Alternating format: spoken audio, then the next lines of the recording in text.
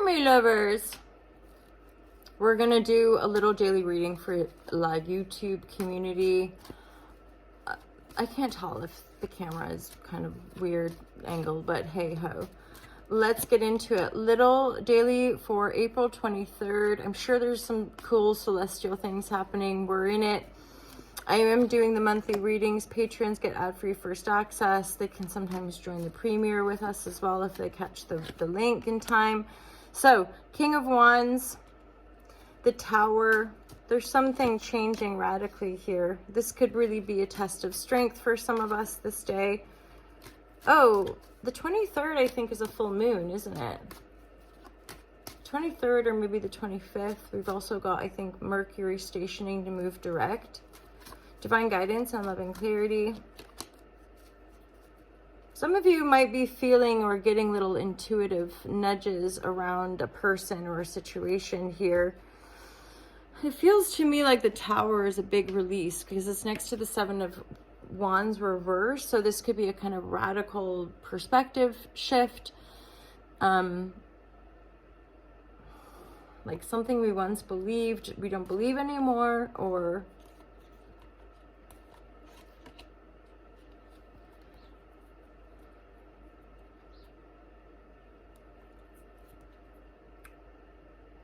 I think some of you are maybe getting a little bit more serious about your creative pursuits, wanting to re-establish new foundations, maybe within your community as well. There's definitely something about like taking, moving toward more color, more creative expression, more creativity. I do think there's a sense here of a big karmic release collectively of just letting go of a lot of pain, or finally being able to address certain grievances, or finally being able to let go of that long-standing pattern. For a lot of us, like today, there's a high priestess energy, which is giving me a sense of like really attuning to those unique spiritual gifts, or there is a sense of being called. Hence the call, the next call is like helping us to distinguish and let go of past pain, past burden, which also could be a big like, oh my God, a perspective shift, which really can change how you sense and feel your personal strength. There could be a moment where suddenly you're like, oh my God, I don't, like existential crises or healing crises. Hence High Priestess is like, this is part of why our practices, our routines, right? Like we say, oh, exercise every day, or cook a meal every day, or have a chat with a loved one every day, or sit and meditate every day, or part of having established some routines that we know are functional and healthy and good for us and make us feel good is to support us through more turbulent times.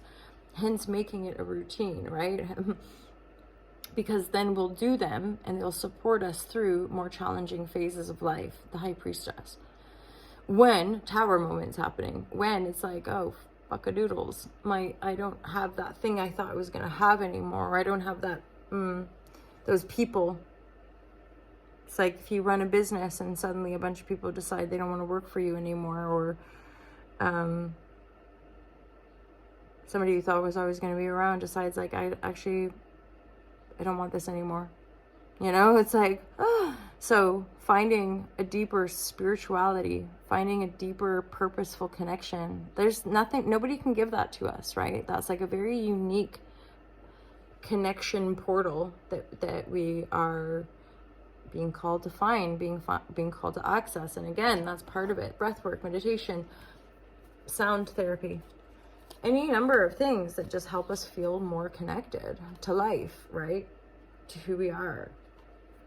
There is this grounding, this keeps coming up, but this sense of grounding and immersing ourselves in our own nest, body, being, consciousness, right?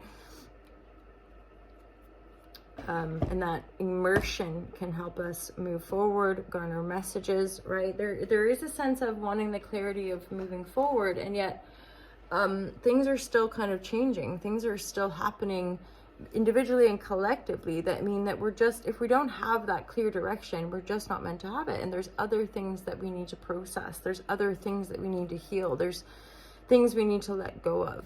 There's illusions we need to be able to penetrate before we can really firmly let go of the pattern, let go of the burden, let go of that way of being that has been super familiar and probably useful to us. And now there's ends of roads, right? Tower moment is like, you're not going back. After a tower moment, we don't go back to the tower. It's gone, right? So, woo, 22. There is a masterful energy coming through here, okay? So the masterful energy, 22, is self-trust. Once the sum of those false structures really finally come down, the High Priestess upright, the world, completion, you know, testing us to the nth degree to then bring about this new belief and knowing trust, right? It's a different, I've been using that for a while now, this integrated wisdom, embodiment. Once we embody something, it becomes part of who we are, right? Hence why we practice. Why do we repeat practices over and over again? So that we can embody them more. So releasing some of these burdens and allowing life to change around us and permissioning ourselves to keep processing life, acknowledging the things that didn't work and just being like, all right, that didn't work, or I don't want to go down that route anymore. I don't want to talk to that person anymore, and I don't want to right? Like, I don't want to go back to these structures. Then basically the self-trust orientation is a trust in life. It's knowing that life will show you the way, that it's safe to let go of burdens, like it's safe to let go of stuff that is heavy and that we don't want to carry, and we just genuinely feel like, I can't carry it like this anymore, or I can't work like this, or I don't want to be in rocky foundations anymore, or rocky water, or whatever. I want to be in my center. That's the High Priestess energy, being called to know your worth, know your center, and honor your unique spirituality. That's something that's increasingly apparent to me in my perception, but certainly in the field and the work that I do, is that we can like share, we can hold space, but fundamentally the knowing of the self comes through self-study. It comes through reflection. It comes through the inner work that we all do to have those revelatory realizations, right? Or have those integrative moments that allow us to embody more, like of our experience, right? Or of our knowing, which is beyond this world, which is beyond kind of the earthly experience. It's something we're bringing to the earthly experience to experience, you know, and ideally, obviously from the Alta Love perspective, to raise up, to create more love, more empathy, more abundance for all, more freedom for all. So, and that's the unity perspective, right? We can only be as free as the most oppressed people, kind of thing. Hence where we're not, none of these things that we see going on in the world are separate from us, but we have to understand it's not the narrative that's being sold either. So acknowledging and or going within to continue to highlight and or discern divisive constructs, divisive narratives, and how do those divisive narratives permeate our personal lives, as in, where are the wars in our relationship? Where are the wars within ourselves, where we are in some sort of defensive battle? And then how can we learn to continue to trust life? Trusting life is trusting ourselves. Like, there's no difference, right? Fear, whether I'm experiencing fear around me, but it's me I'm experiencing it in, right? I'm digging this energy. I'm claiming that for today. There's our reading for the day ahead, 22. It's a magic number. Have an awesome one. Feel free to look at the Patreons for $5 or $22 a month. And otherwise, I really appreciate all of your guys' support, your comments, your likes, your shares, your subscribes. And let's just keep showing up and see how life teaches us hopefully to soften and let it be more joyful and easy. I mean, that's like kind of the point, is that, yeah, to be free. What does that feel like?